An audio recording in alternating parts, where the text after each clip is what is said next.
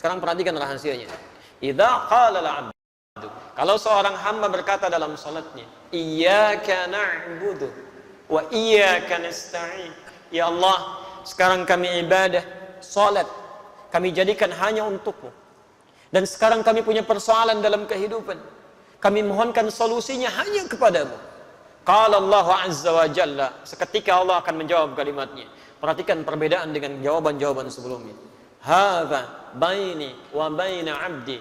Inilah perjanjian antara aku dengan hambaku. Wali 'abdi ma sa'al. Kalau sampai kalimat ini dia ucapkan benar salatnya, maka apapun yang dia minta aku akan kabulkan.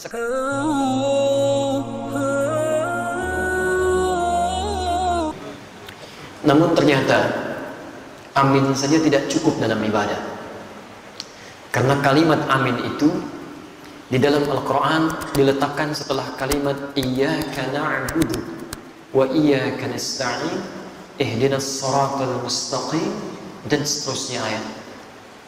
Yang paling mendasar dalam kalimat di Al-Fatihah yang ditutup dengan amin ini, letaknya kata para ulama tafsir, rahasia utamanya ada di kalimat iyyaka na'budu wa iyyaka nasta'in. Kenapa Anda kemudian respon dengan amin di setelah kita tuntas mengucapkan waladhdallin? Perhatikan rahasia besarnya tercantum dalam hadis riwayat Abu Daud nomor hadis 649. Perhatikan kalimatnya, di sini letak rahasianya. An Abi Hurairah radhiyallahu ta'ala anhu qala, hadis riwayat Abu Hurairah semoga Allah meridai kepada beliau, qala, beliau menyampaikan, qala Rasulullah sallallahu alaihi wasallam, Rasulullah sallallahu alaihi wasallam pernah bersabda, qala Allah azza wa jalla, Allah pernah memfirmankan dalam hadis qudsi. Jadi ini qudsi hadisnya. Qasamtu shalah baini wa baina 'abdi ala qismain. Saya bagi salat kata Allah sebagai hak dan kewajiban antara aku dengan hambaku. Wali 'abdi ma sa'al, dan kalau hambaku, perhatikan garisnya, kalau hambaku benar menunaikan salatnya, aku akan kabulkan apapun yang dia minta seketika. Kalau dia benar menunaikan salatnya, aku akan kabulkan apapun yang dia minta seketika. Perhatikan kalimatnya. Idza qala al-'abdu alhamdulillahi rabbil alamin. Kalau seorang hamba dalam salatnya mengucapkan alhamdulillahi rabbil alamin, qala Allah azza wa jalla, langsung Allah jawab kalimatnya. Hamadani 'abdi, hambaku sedang memujiku.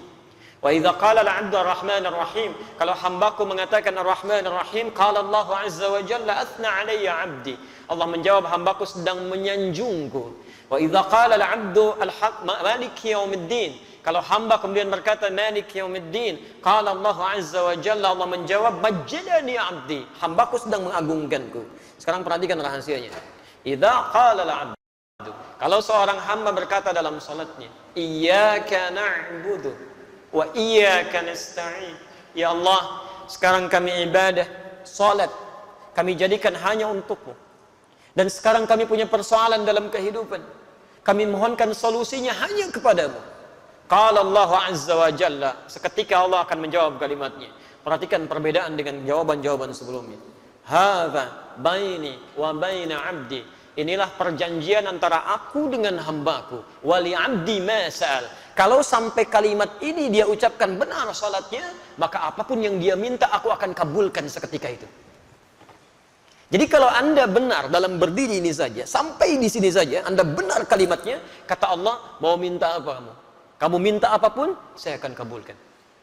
Karena itulah sejak dulu, para nabi dan rasul sebelum masa Nabi Muhammad SAW, setiap kali mereka menunaikan salat itu akan selalu menyampaikan doa-doa dalam hajat kehidupannya.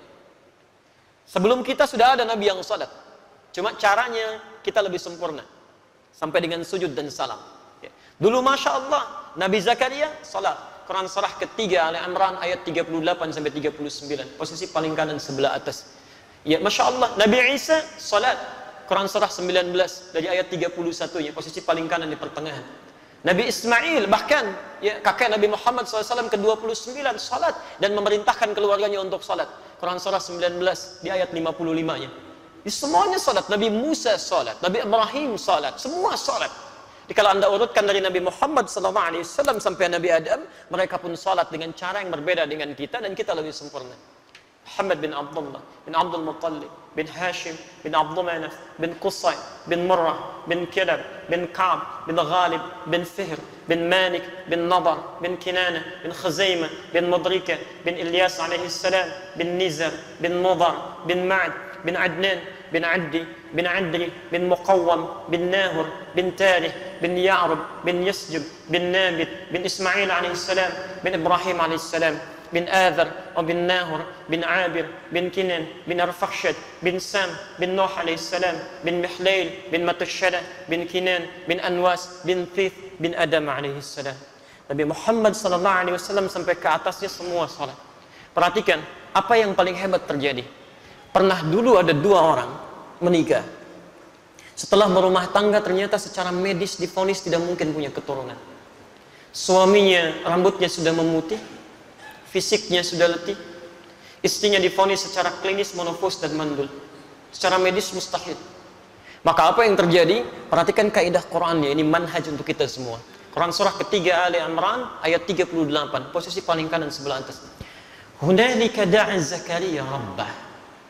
Di mihrabnya kemudian Nabi Zakaria yang mengalami peristiwa tadi, ya, yang saya sebutkan rambut memutih, fisiknya sudah letih, dengan kondisi istrinya ada di Quran surah 19 Maryam, dari ayat keduanya sampai dengan ayat ke-10 ya, posisi paling kanan dari atas sampai bawah. Kemudian setelah semua mengatakan mustahil punya keturunan, apa yang dilakukan? Nabi Zakaria meninggalkan pendapat manusia, langsung bermohon kepada Allah yang tanpa batas. Maka masuk ke mihrabnya bermohon. Qala rabbi hamli min ladunka dzurriyyatan thayyibah innaka sami'ud du'a. Ya Allah, semua mengatakan mustahil saya punya keturunan. Saya hanya bermohon sekarang hanya kepadamu ya Allah, yang tidak punya batas dalam kekuasaannya. Engkau pasti dengar doa saya. Kalau pada yang maha mendengar saja belum dikabulkan, pada siapa lagi saya mesti minta ya Allah? Ini rumus dalam Al-Quran. Kalau Anda sedang punya persoalan dalam kehidupan, jangan putus asa. Kalau semua makhluk mengatakan mustahil, mengangkat tangannya dan mereka menyerah, itu tanda pertama dari Allah supaya Anda meninggalkan pendapat makhluk, langsung memohon kepada Allah Subhanahu wa taala. Isyarat yang ditemukan di Quran karena Allah ingin memberikan langsung kepada Anda tanpa melalui perantara yang lainnya. Kalau dengan sudah diberikan seperti itu belum mampu mendekatkan Anda kepada Allah, Anda mesti diberikan seperti apa lagi? Sehat belum bisa mendekat kepada Allah. Mata bisa melihat, belum bisa menggunakan untuk melihat yang baik-baik. Diberikan sakit belum ingat Allah juga. Anda mesti bagaimana lagi supaya ingat Allah?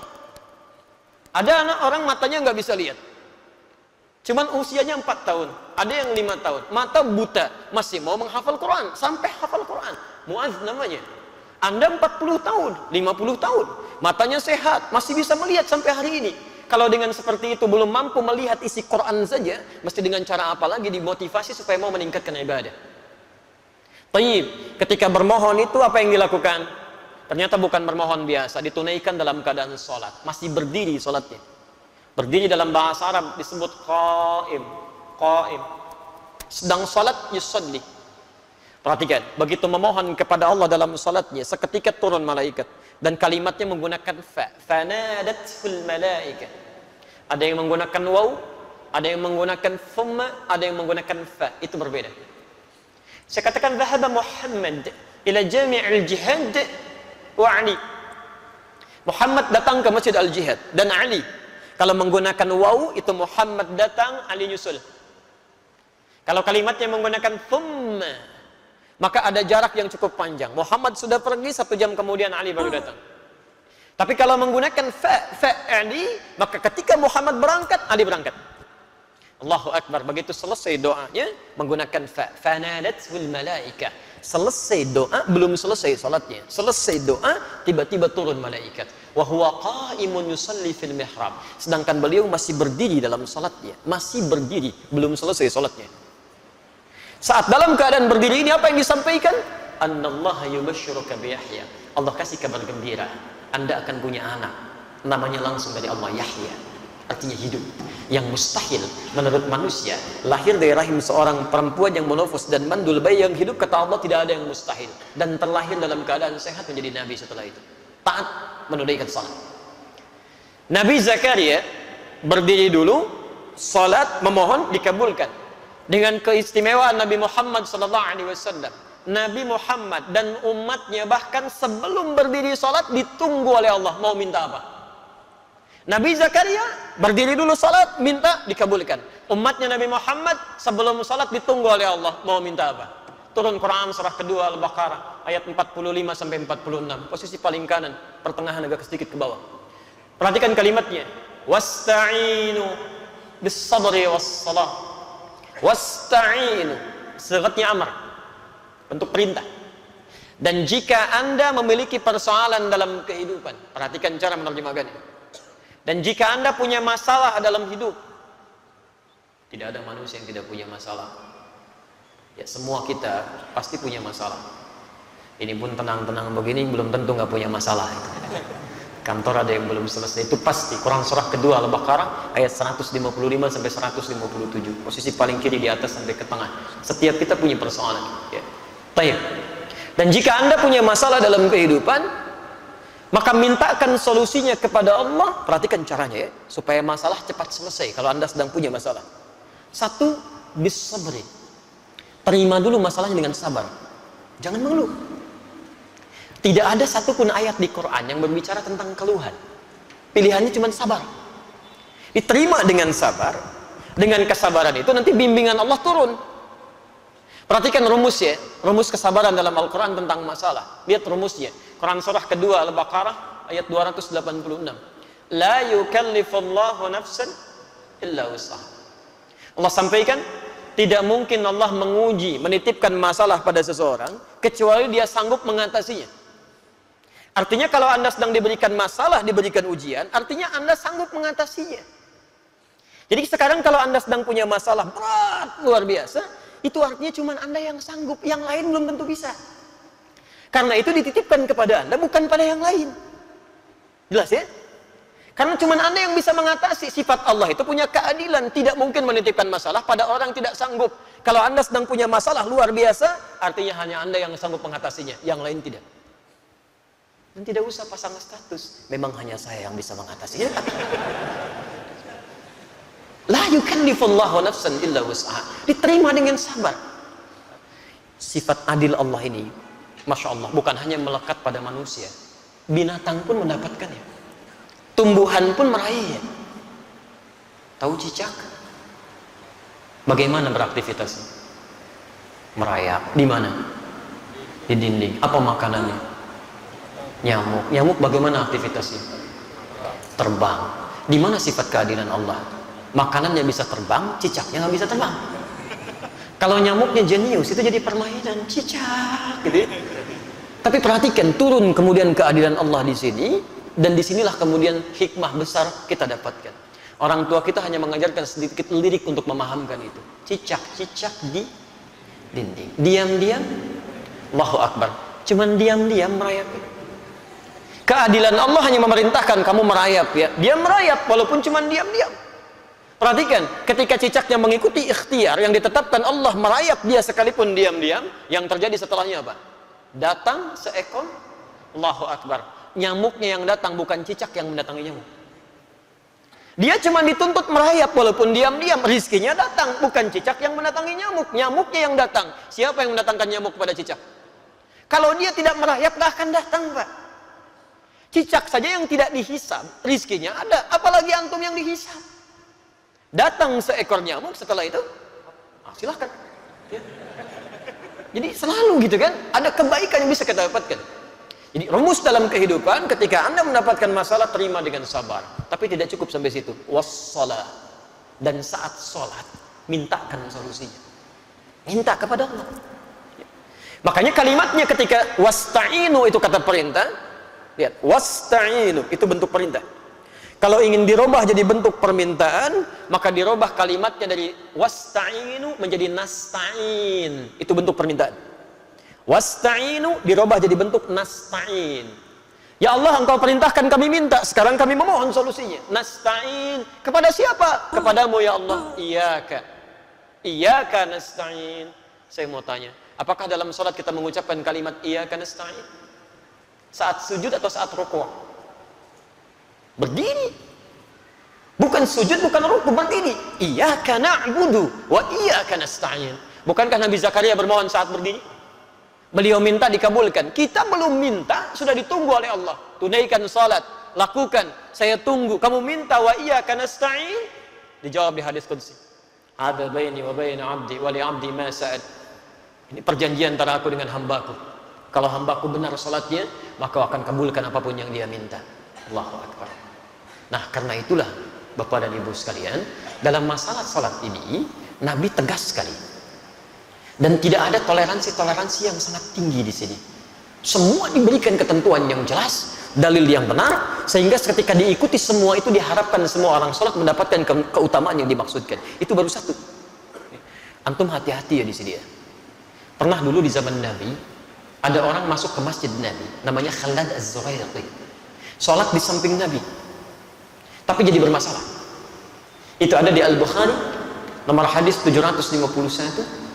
757 di hadis Muslim nomor hadis 397. Babnya babul musifis salat, bab tentang orang yang salatnya bermasalah. Qila bima ma'na, dikatakan ja'a rajulun ila Nabi sallallahu alaihi wasallam. Datang seorang lelaki kepada Nabi sallallahu alaihi wasallam. Fadakhala ila al-Masjid Nabawi, maka masuk ke Masjid Nabi. Fa shalla bi janbin Nabi sallallahu alaihi wasallam. Maka salat di samping Nabi sallallahu alaihi wasallam. Dari mulai takbir sampai dengan salam. Falamma sallama yaminan wa shimala, tatkala salam ke kanan dan ke kiri, tiba-tiba faqala lahu an-nabiy sallallahu alaihi wasallam. Nabi sallallahu alaihi wasallam langsung berkata pada orang itu, "Shalli fa innaka lam tusalli." Anda salat lagi karena Anda belum salat. Padahal sudah salam.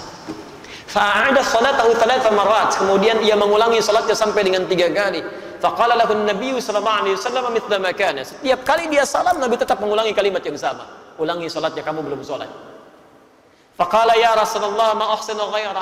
Maka dia berkata, ya Rasulullah, saya tidak bisa lebih baik lagi daripada ini. Faqala lahu an-nabiy sallallahu alaihi wasallam. Maka Nabi berkata kepada orang ini setelah dia mengatakan, alimni, tolong ajarkan saya. Kata Nabi, idza qumta ila shalah fa asbighul wudu. Kalau ingin salatnya sempurna, begini, sempurnakan dulu wudunya, dicontohkan Rasulullah.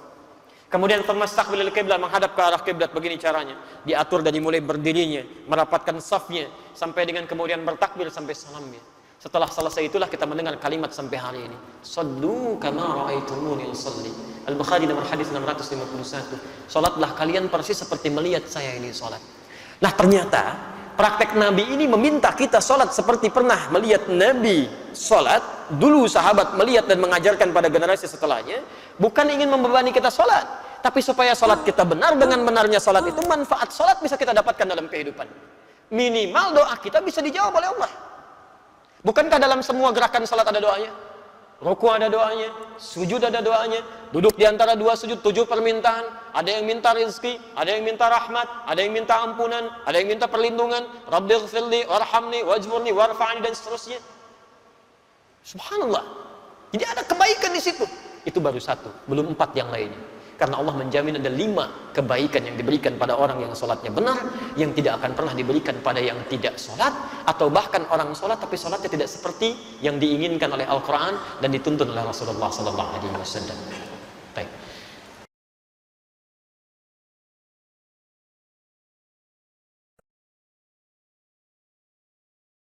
Oh